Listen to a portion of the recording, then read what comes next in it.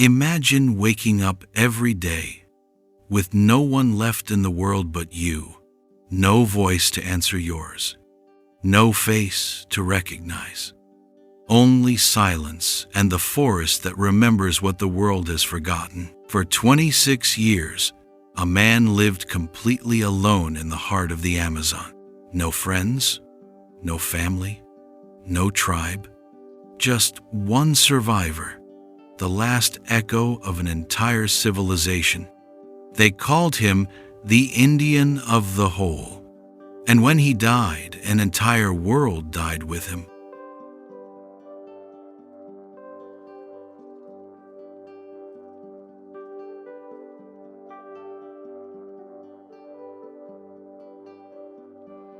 Long before he was alone, there was a tribe, hidden deep within the Brazilian rainforest. They lived in harmony with nature, hunting, farming, and honoring the spirits of the forest. But in the 1,970 seconds, that peace was destroyed.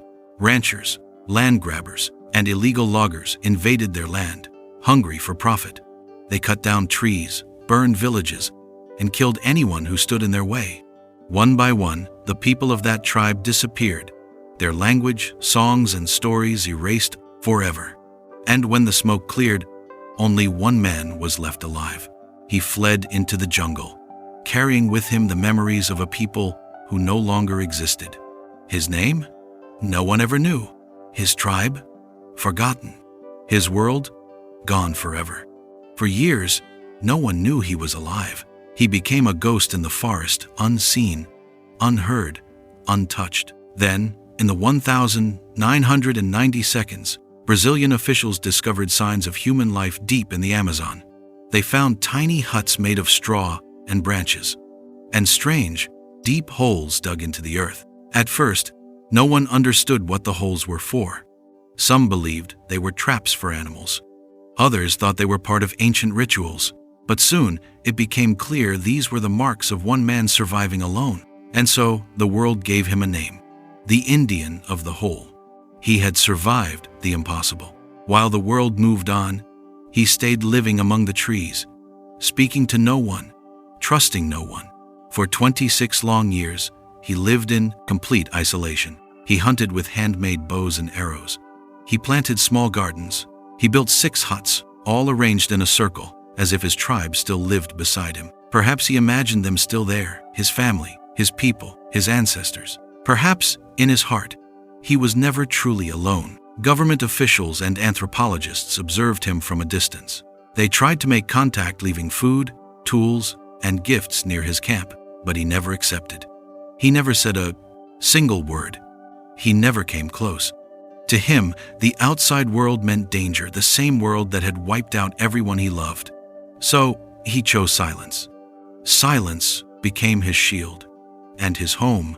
In August 2022, the jungle grew silent once more. Officials visiting the area found his hut empty except for one thing. Inside, lying peacefully in his hammock, was the man himself. He was covered in feathers arranged carefully across his body. Experts believe it was a ritual, a sacred act from his people, a farewell to life, performed by the last person who remembered how he died as he lived, alone, in peace, and on his own terms. With his death, an entire civilization disappeared forever. A language never recorded, a culture never studied, a history that will never be told again. He wasn't just one man, he was the last living memory of a people who once walked this earth. When the world heard his story, millions mourned him. But perhaps loneliness is not the right word. He wasn't just the loneliest man in the world, he was the strongest, the most resilient, a man who turned silence into survival. Through his solitude, he carried the spirit of his ancestors. Through his resistance, he kept their memory alive. He refused to let the world forget that his people once existed, that they loved, dreamed, and lived in harmony with nature long before modern civilization came. His story is more than a tragedy. It's a warning about greed, about destruction, about how easily we erase entire worlds without even knowing it. And it's also a reminder that even one person, standing alone, can hold the soul of a civilization.